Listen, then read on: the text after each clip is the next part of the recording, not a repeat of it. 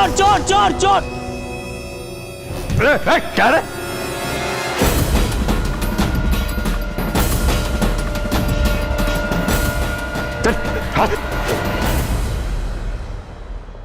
बोल, कहां से मिला तुझे यह सोने का सिक्का? सब जाने दो ना, आधा आधा कर लेते ना सब। आधा? सर,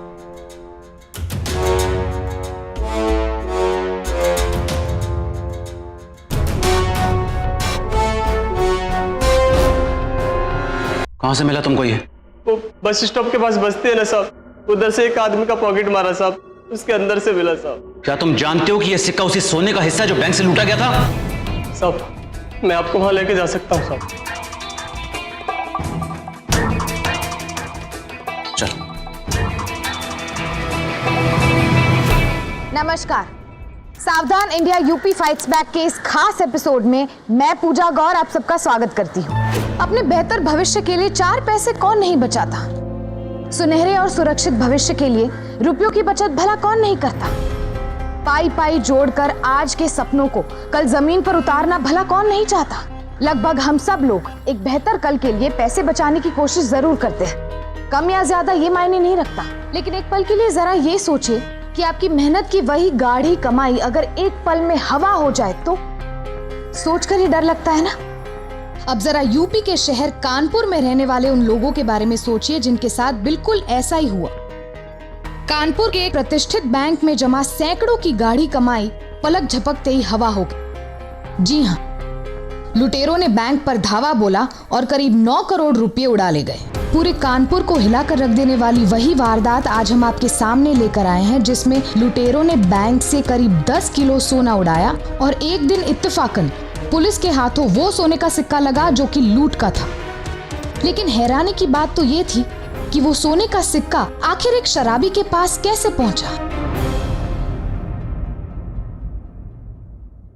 क्या है ना, हमने अपनी जिंदगी भर की कमाई जमा जमा करके ये सोना अपनी नातिन के लिए बनाया है। आप बिल्कुल फिक्र मत कीजिए, आपका सोना हमारी बैंक में सुरक्षित रहेगा। Thank you.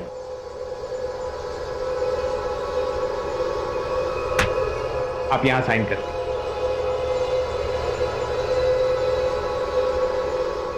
ये आपका रिसीट। नमस्ते। धन्यवाद।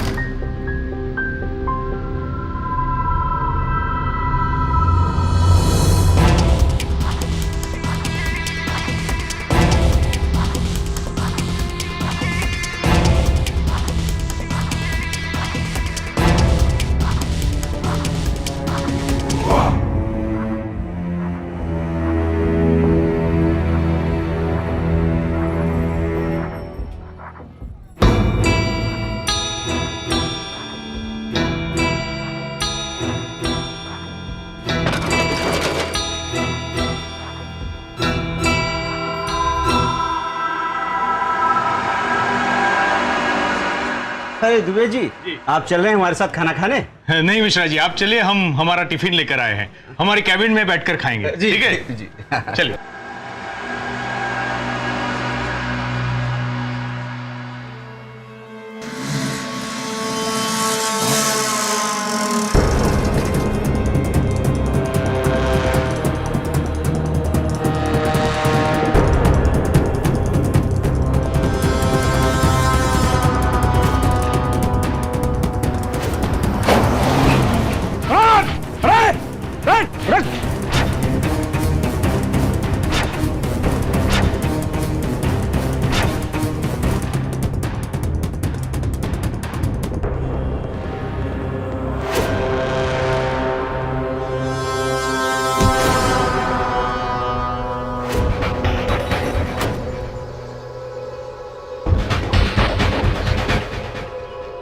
ये मिश्रा जी की गाड़ी है, वो तो हमारा जान ले लेंगे।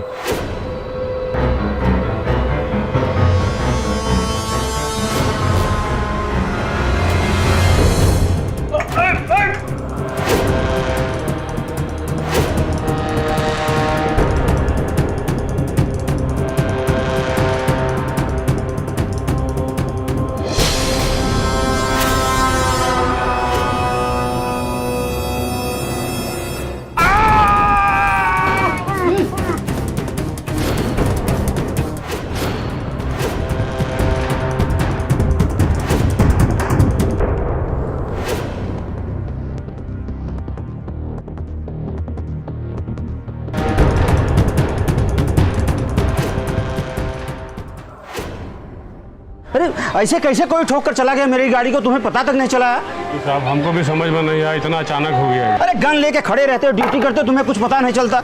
हाँ, अजीब बात करते हो।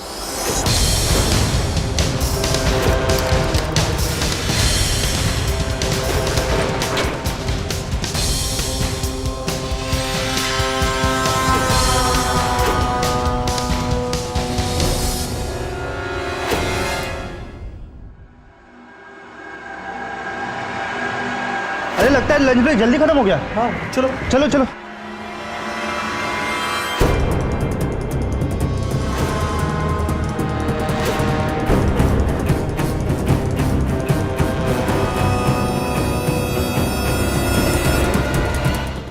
पता नहीं कौन हमारा स्कूटर तोड़ के चला गया, कहीं मिल गया तो उसका हाथ पांव नहीं तोड़ दिया तो देखना। आप सही कर रहे हैं, ऐसे ही करना पड़ेगा। अरे अरे अरे, आप लोग अंदर कैसे चले आए भाई? अभी लंच ब्रेक खत्म नहीं हुआ है।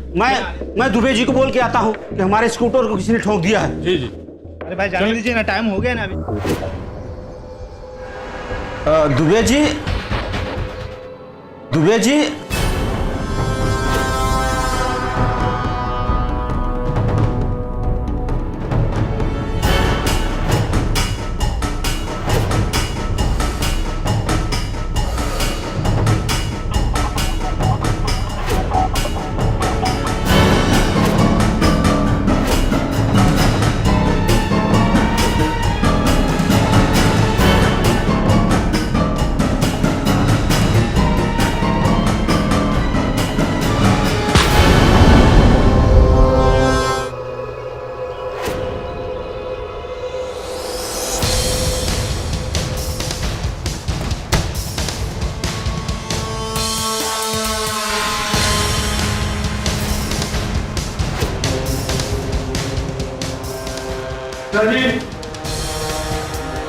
आया।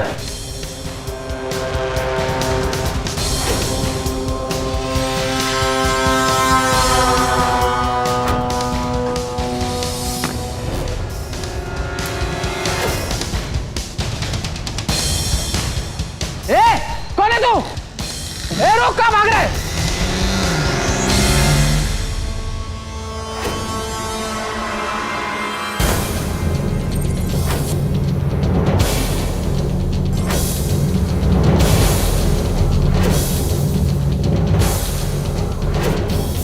दुबे जी,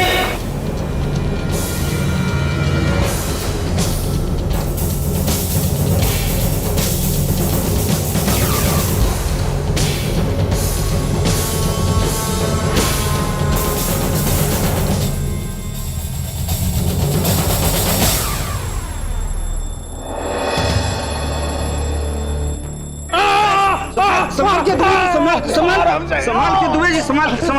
कुर्सी लाओ। ठीक हो जाए। सारों चारों तरफ देखो, तुम लोग इधर जाके देखो, तुम लोग वहां देखो, जल्दी से देखो, सबको चेक करो एक। मैंने देखा उसे बाइक पर भागते हुए, एक आदमी था पर मैं उसका पीछा नहीं कर पाया। बाइक का नंबर याद है? नहीं साहब, सब कुछ इतना जल्दी हुआ कि मैं उस गाड़ी का नंबर नहीं देख पाया साहब। इंस्पेक्टर साहब, कुछ 10 किलो सोना होगा, सोना और कैश मिला के 9 करोड़ का माल होगा। आप कह रहे थे कि वो 2 आदमी थे। जी सर, 2 आदमी थे। और तुम कह रहे थे कि तुमने बाइक पर एक आदमी को देखा। जी सर। सर। हाँ बोलो पांडे। सर, मीटर बॉक्स के पास से कुछ कटे हुए वायर्स मिले हैं, सीसीटीवी और टेलीफोन के वायर कटे हुए हैं। सर, वॉशरूम से ये कपड़े, मंकी मास्क और ग्लव्स मिले, और ये गन भी जो फ्लश टैंक के पीछे छिपाई गई।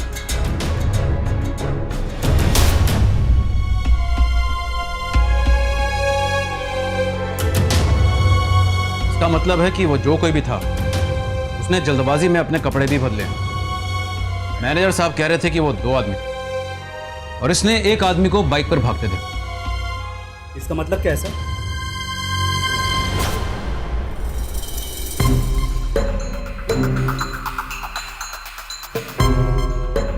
इसका मतलब यह है कि वो आदमी इनमें से भी शायद कोई एक हो सकता है। जब तक हमारी तहकीकात पूरी नहीं हो जाती यहां से कोई कहीं नहीं जाएगा।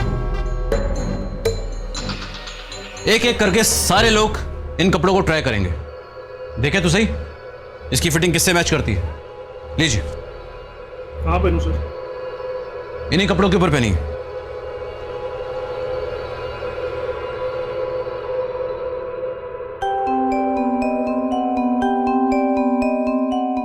निकाल दीजिए।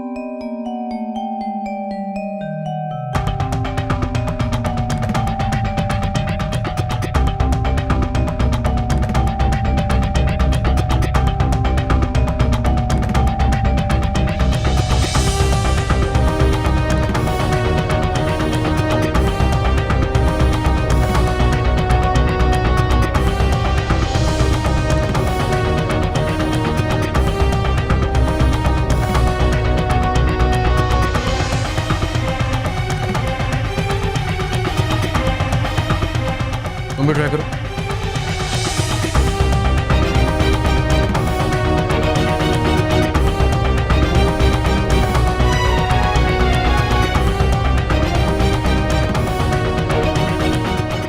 निकालो। खड़े हो जाओ। सर ये क्या बात हुई? मतलब जस्ट बिकॉज ये शर्ट मुझे फिट आ रही है इसका मतलब है कि मैंने चोरी की है, मैं लुटेरा हूँ, ये कहना चाहते हैं आप? हम ऐसा कह नहीं रहे हैं, लेकिन इतना तय है कि वो लुटेरा तुम चारों में से कोई एक है। सर इन सब की डिटेल्स ले लो। क्या नाम है? वीरेंद्र कपाड़िया।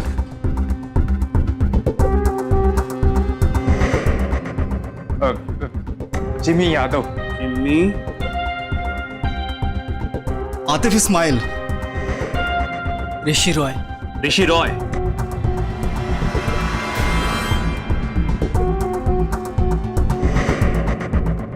ले चलो इनको। अरे ऐसा कैसे ले चलो सर? मेरी दुकान पर कोई नहीं है, मुझे जाना पड़ेगा सर। तुम्हें समझ में नहीं आ रहा हम क्या कह रहे हैं? हम तुम चारों को अरेस्ट कर रहे हैं। सर ले चलो। Sir please sir please sir अरे 2 लड़कों ने बंदूक के दम पर दिन दहाड़े एक बैंक में करोड़ों की लूट को अंजाम दे डाला।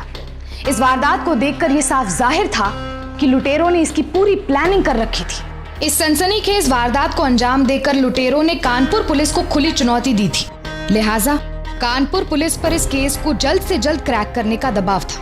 मौकाए वारदात पर पहुंचे जांच अधिकारी आचार्य ने शक के घेरे में आए चारों लड़कों को हिरासत में तो ले लिया था, लेकिन उनके खिलाफ कोई सबूत ना मिलने की वजह से उन्हें उन लड़कों को छोड़ना पड़ा। लेकिन पुलिस ने उन चारों लड़कों पर अपनी नजर बनाए रखी ताकि उनकी एक भी हरकत कानून की नजर से बच न पाए। सर, यह है ऋषि रॉय।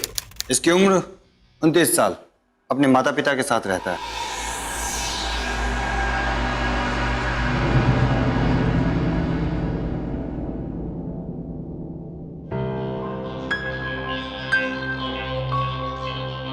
माँ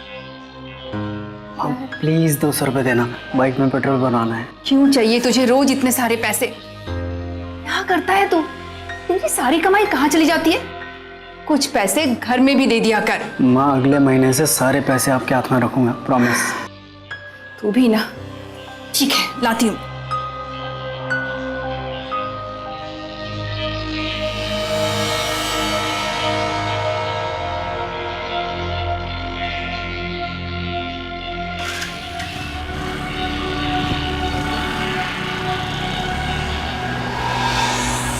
कॉल सेंटर में काम करता है। 15 से 20 हजार इसकी तनख्वाह होगी। सुबह 10 से 6 काम करने के बाद 8 बजे घर लौट जाता है। और भाई साहब 6 से 8 बजे तक कहाँ रहते हैं? अक्सर नॉर्मल यंगस्टर की तरह जीता है। दोस्त है, एक गर्लफ्रेंड भी है, लेकिन एक चीज गड़बड़ है इसकी।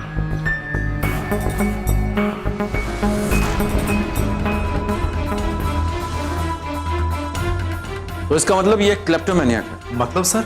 मतलब ये कि ऐसे लोगों को चोरी करने की आदत होती है, बिना किसी वजह के, बिना किसी जरूरत के। ऐसे लोग बस चोरी करते हैं। सर, इसका मतलब कि ये वही है जिसने बैंक लूटा होगा। हो सकता है। खैर, नेक्स्ट देखो। ये है वीरेंद्र कापट। ये सेल्समैन का काम करता है। उम्र 28 साल, लगभग 12,000 तनख्वाह है और कमीशन में 4-5 हज़ार कमा लेता है। इसे जुए की खतरनाक लत है। ये अपनी पूरी की पूरी तनख्वाह उड़ा देता है लॉटरी खेलने में।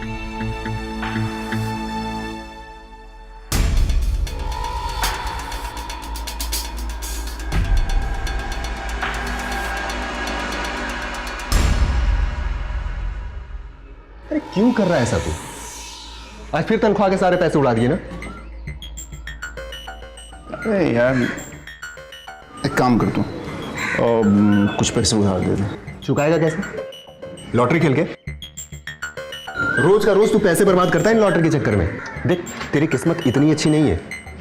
मैं कह रहा हूँ छोड़ दे इसे। अरे किस्मत बदलती देर नहीं लगती यार, एक दिन मेरा भी दिन आएगा। अब चल तू पैसे निकल चल। भगवान जाने तेरे दिन कब आएंगे। ना नहीं, आखिरी बार दे रहा हूँ। ठीक है, ला ला ला।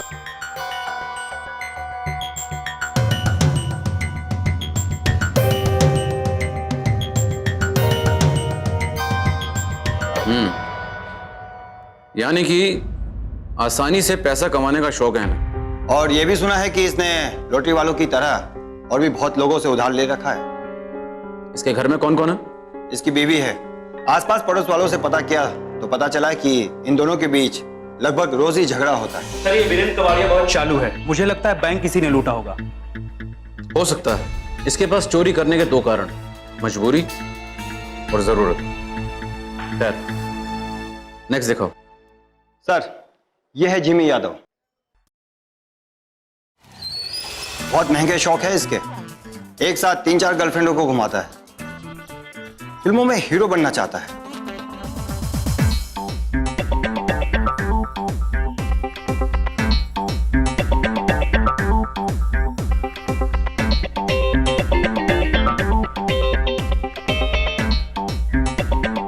हाँ सर, क्या बात कर रहे हैं सर। आपकी फिल्म में कौन काम नहीं करना चाहेगा। जरूर सर, जरूर मिलते हैं। Bye sir. चौरसा जी, एक पान तो लगा दीजिए। क्या बात है जिमी भैया, आज बहुत खुश लग रहे हो। मुंबई जा रहा हूँ, मुंबई। फिल्म की बात चल रही है। अरे वाह, बहुत बढ़िया। तनिक हीरो बन जाओ तो हमें भी याद रखना। कौन चौरसिया जी, कैसी बात कर रहे हैं? आपको कैसे भूलूंगा। चलता हूँ। और ये यहाँ पढ़ाई के लिए आया है। इसके सारे खर्चे के पैसे घर से आते हैं और जब वो खत्म हो जाते हैं तो अपने दोस्तों से उधार ले लेता है।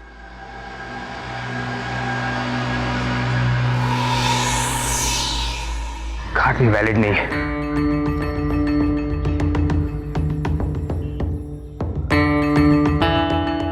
हाय जिमी। हाय गीता, लॉन्ग टाइम। अच्छा सुन ना, तुम्हारे पास थोड़े पैसे हैं?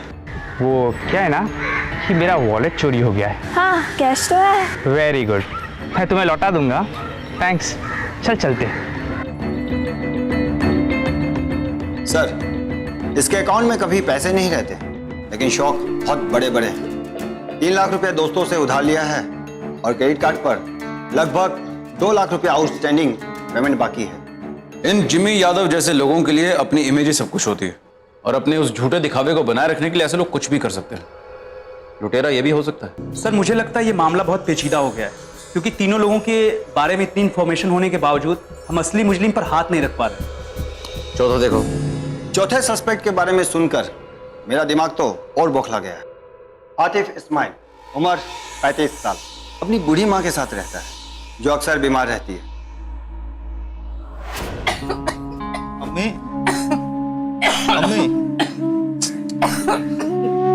अम्मी, पानी पी लो, पानी।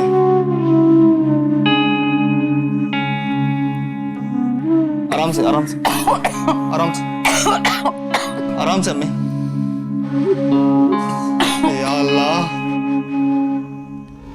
इससे अब्बा से इसके पोल्ट्री फार्म इसको विरासत में मिला है और साथ साथ ढेर सारा कर्जा भी। आए दिन लेनदार इसके घर आया करते हैं।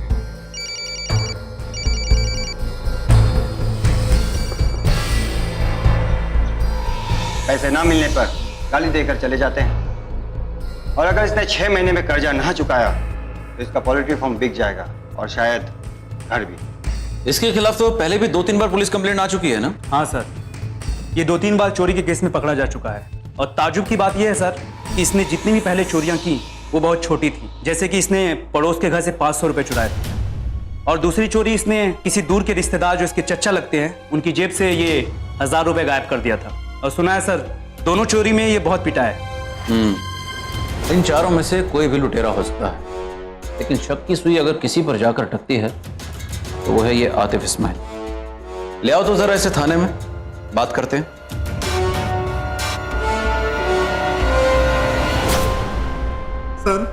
सर मैं मानता हूँ कि मैंने कुछ गलत काम किए हैं, मजबूरी ने मुझसे कुछ छोटे मोटे अपराध करवाए हैं, लेकिन इन सब की वजह मेरी माली हालत थी साहब, और मेरी बूढ़ी माँ की नासाज तबीयत। उस दिन बैंक में क्या कर रहे थे? बैंक में तो मैं लोन लेने गया था साहब। मिला? नहीं, क्योंकि मेरे पास सिक्योरिटी के लिए कुछ भी नहीं था। कभी कभी बुरी माली हालत की वजह से इंसान बुरे कर्म भी कर बैठता। हम तुमसे बहुत फ्रैंकली बात कर रहे हैं जनाब, हमारी शक की सुई तुम पर आकर अटक गई। नहीं साहब, ऐसा मत कीजिए साहब, मैं को लुटेरा नहीं हूँ साहब, मैं को लुटेरा नहीं। देखो हम तुम्हें अरेस्ट नहीं कर रहे हैं, लेकिन वार्निंग जरूर दे रहा हूँ, हम इस केस को सुलझाने के बहुत करीब हैं, समझ गए? जी। जाने दो इसे। बाकी के लोग कहाँ हैं? बाकी के सब आपके कैबिन में।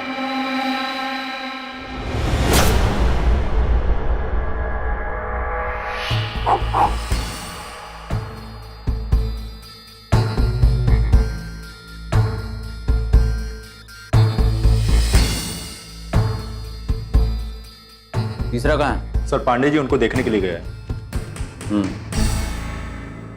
सर वीरेंद्र कपाड़िया का कुछ पता नहीं चला है, ना घर में ना ही ऑफिस में। क्या बकवास कर रहे हो तुम?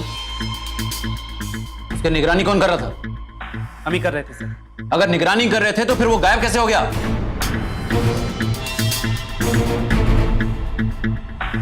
तुम लोग जा सकते हो। जी सर।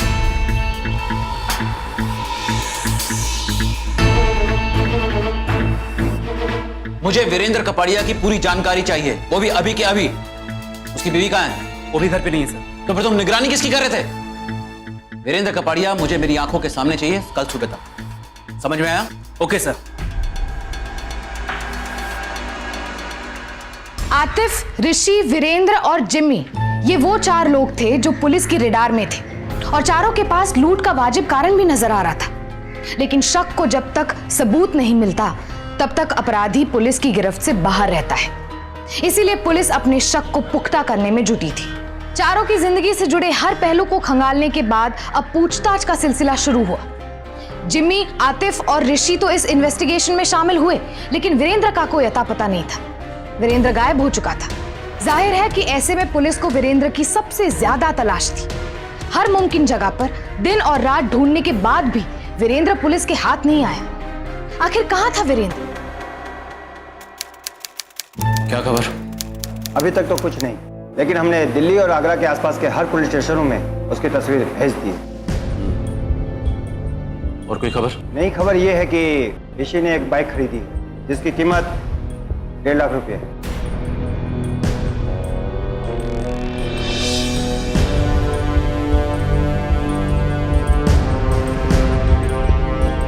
अरे आओ ऋषि, आओ भाई।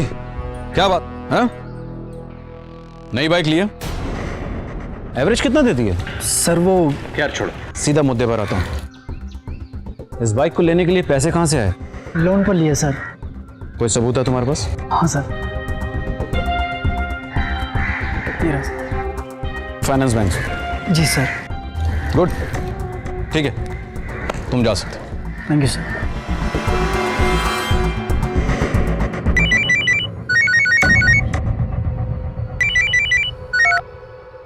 हेलो। हेलो सर, वीरेंद्र की बीवी का पता चल गया है। Good, very good. तुम मुझे एड्रेस भेजो, यहां से हम सीधा वहीं पहुंचते हैं। ओके चलो। जब भी कोई हस्बैंड घर में पैसे ना दे और ज्यादा बाहर रहे तो किसी भी पत्नी को सबसे पहले यही शक होता है कि उसका चक्कर किसी औरत के साथ है। इन्हीं सब शक की वजह से मैंने सोच लिया था कि मैं उनसे अलग हो जाऊंगी। मुझे तो इस बात की भी भनक नहीं थी वो जुआरी है। इतने दिनों में उन्होंने आपको फोन तो किया ही होगा इस नंबर से।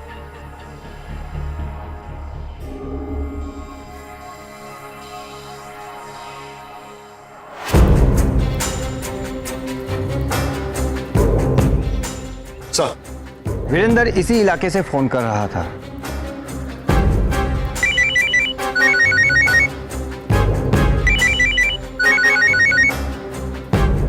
हाँ बोलो। क्या वीरेंद्र पुलिस स्टेशन में? सर, मुझे बचा लीजिए सर। मैं जानता हूं कि आपने मुझे मना किया था, लेकिन सर मैं क्या करता? अगर उन लोग के पैसे नहीं लौटाए तो सर वो लोग मुझे मरवा डालेंगे। सर प्लीज सर, मुझे बचा लीजिए सर, प्लीज सर, प्लीज।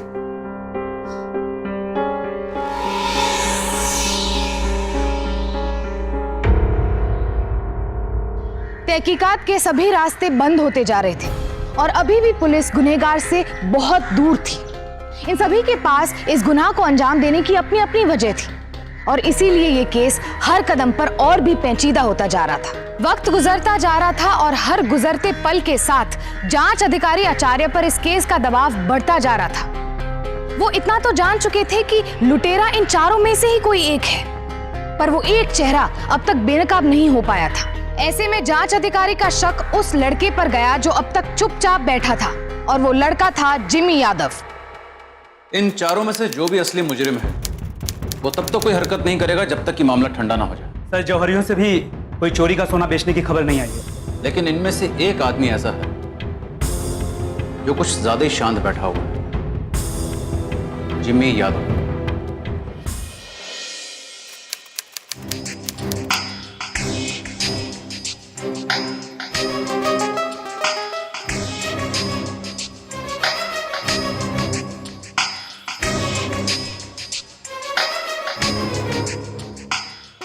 तो अपने रूटीन पर काम कर रहे हैं सिवाय इस जिमी को छोड़कर। मुझे लगता है ये जानबूझकर कुछ ज्यादा ही शांत बैठा हुआ है ताकि हम लोगों को उसके ऊपर शक ना हो।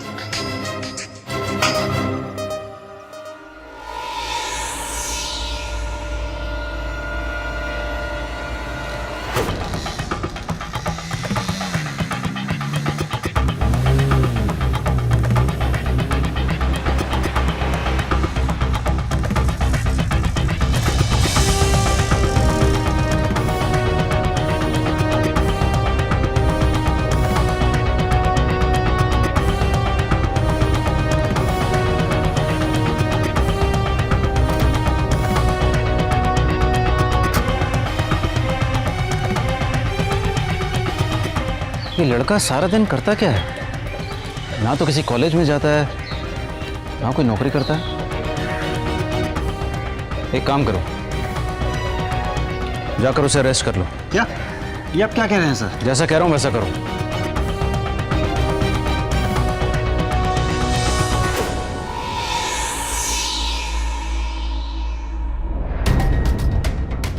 ये आचार्य साहब को आजकल क्या हो गया? तू समझा नहीं, बकरे को हलाल करने से पहले खिला पिला रहे।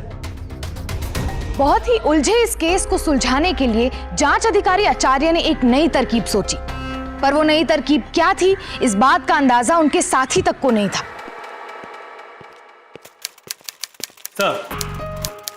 सर, ये उन जौहरियों के नाम हैं जो चोरी का सोना और जेवरात खरीदने और बेचने का धंधा करते हैं। इन सब जौहरियों पे नजर रखो, इनके फोन टैप करो और मुझे एक एक मिनट की खबर करते रहो। ठीक है सर। लेकिन सर, लेकिन क्या? जिम्मी का क्या करना है? उसे खिलाओ पिलाओ। वो लुटेरा नहीं, वो चोर नहीं, गोर है, एक्टर बनना चाहता है, लेकिन उसे मेहनत नहीं करनी है, आलसी है। हमने उसे यहां इसलिए रखा है ताकि असली मुजरिम तक ये बात पहुंच जाए कि मामला ठंडा हो। कल के अखबार में पढ़ लें। ये थी जांच अधिकारी आचार्य की नई तरकीब। वो जानते थे कि जब तक असली मुजरिम कोई हरकत नहीं करता तब तक उसका पकड़ा जाना बेहद मुश्किल है। जांच अधिकारी भुवन आचार्य का ये मास्टर प्लान एकदम सही निशाने पर लगा और अब कामयाबी बस कुछ ही कदम पर थी। राम राम आया, हसमुख बोल रहा हूँ। अरे ये क्या हुआ? हसमुख जेलर किसी से बात कर रहा है? जी ओके, थैंक यू। पर हाँ, अगर इसके बाद भी किसी का फोन आए तो हमें तुरंत खबर कर दीजिएगा। Okay, thank you. इस एड्रेस पे तुरंत फोर्स लेके पहुंचो और वहां जो कोई इंसान हंसमुख से मिलने के लिए आए उसे तुरंत धर लो। Yes sir. भुवन आचार्य अब मुजरिम के बहुत करीब आ चुके थे। अब बस एक ही काम बाकी था, मुजरिम और हंसमुख जौहरी को सोने और पैसों के साथ रंगे हाथों पकड़ना। जहां आचार्य एक तरफ मुजरिम को पकड़ने में इतनी मेहनत कर रहे थे, वहीं किस्मत ने भी उनका साथ दिया और एक दिन लूट से जुड़ा दूसरा सुराग उनके हाथ लगा।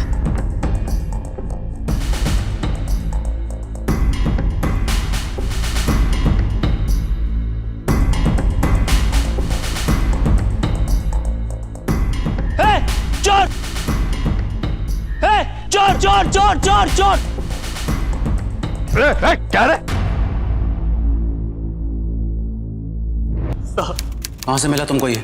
वो बस स्टॉप के पास बस्ती है ना साहब, उधर से एक आदमी का पॉकेट मारा साहब, उसके अंदर से मिला साहब। क्या तुम जानते हो कि यह सिक्का उसी सोने का हिस्सा है जो बैंक से लूटा गया था? साहब मैं आपको वहां लेके जा सकता हूँ साहब। चल।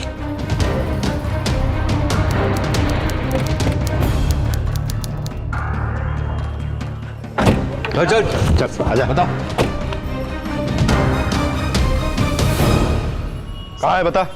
साहब यही वो जगह थी जहाँ मैंने नोट बटुआ फेंका था साहब। अगर यहाँ नहीं हुआ तो? साहब सच बोल रहा हूँ साहब, यही वो जगह थी साहब। इंस्पेक्टर आचार्य इस पॉकेट मार के साथ इस डकैती की कड़ियां जोड़ रहे थे और वहां उनकी टीम हंसमुख जौहरी और उसके कांटेक्ट पर धावा बोल रही थी।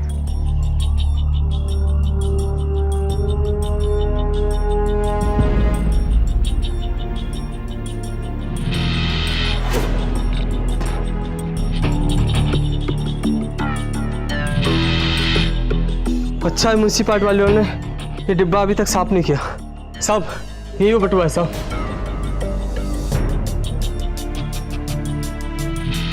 विक्रम शर्मा?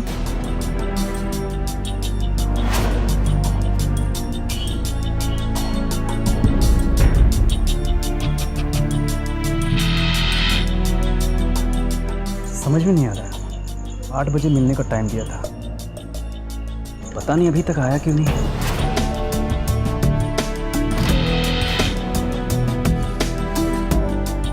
अरे क्या चाहते आप लोग? विक्रम शर्मा? जी हाँ।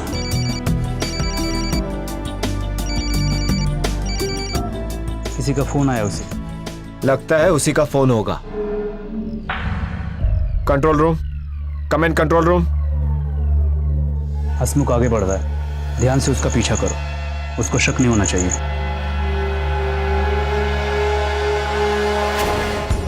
मुझे वो सोने का सिक्का एक शराबी के पास से मिला था साहब। कहां से मिला था? वो लाल चौक के पास पड़ा हुआ था साहब, वो शराबी। चल दिखा, दिखा, चल चल। सर, कंट्रोल रूम से कंफर्म हुआ है ये उसी का कॉल है। शायद उसने उसे किसी सेफ जगह पे बुलाया है। ध्यान से नजर ना हटे, क्योंकि उससे जो कोई भी मिलने आ रहा है वही हमारा मुजरिम है।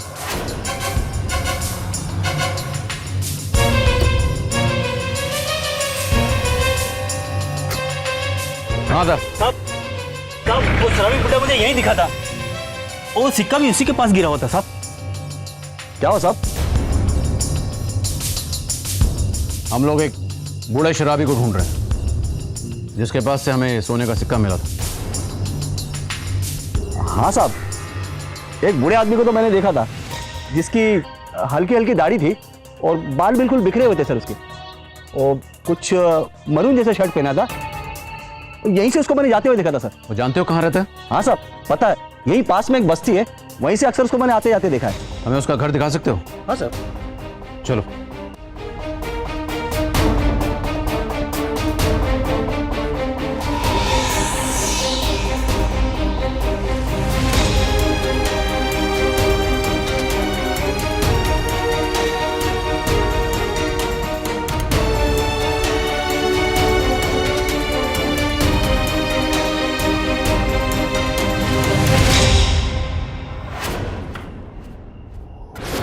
अरे आप लोग यहाँ पर कैसे?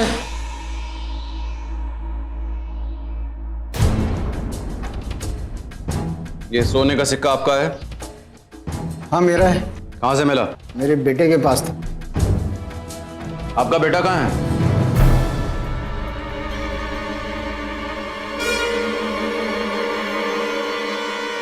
हिलना नहीं।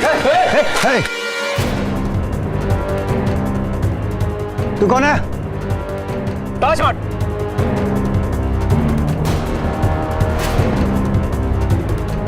बहुत हो गया, बहुत दिनों से ढूंढ रहे थे तुम। हाँ चलो ले चलो इसको, ले चलो। चलो इन लोग सबको जेल।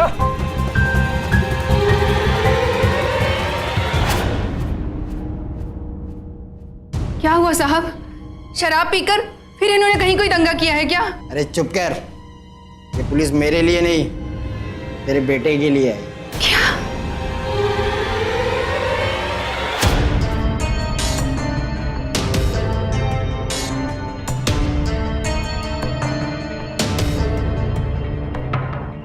ऋषि, क्या कर रहे हैं ये लोग? कौन है ये सब? कहाँ लेके जा रहे हैं तुम्हें ये? आप इसे जानती हैं? जी हाँ, हम लोग शादी करने जा रहे थे। तो फिर आप भी हमारे साथ चलिए, आपकी शादी हम करवाते हैं। पकड़ो इसे।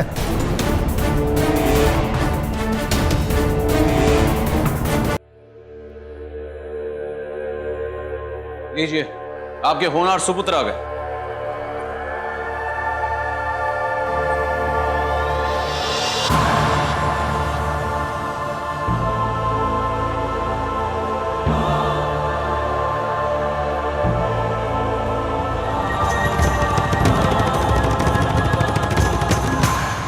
वो माँ बाप जिन्होंने कभी अपने बेटे के उज्जवल भविष्य के सपने देखे थे, आज उसे मुजरिम बना देख टूट गए। ऋषि से पूछताछ के बाद पुलिस को उसके सभी साथियों के बारे में सारी इंफॉर्मेशन मिल गई।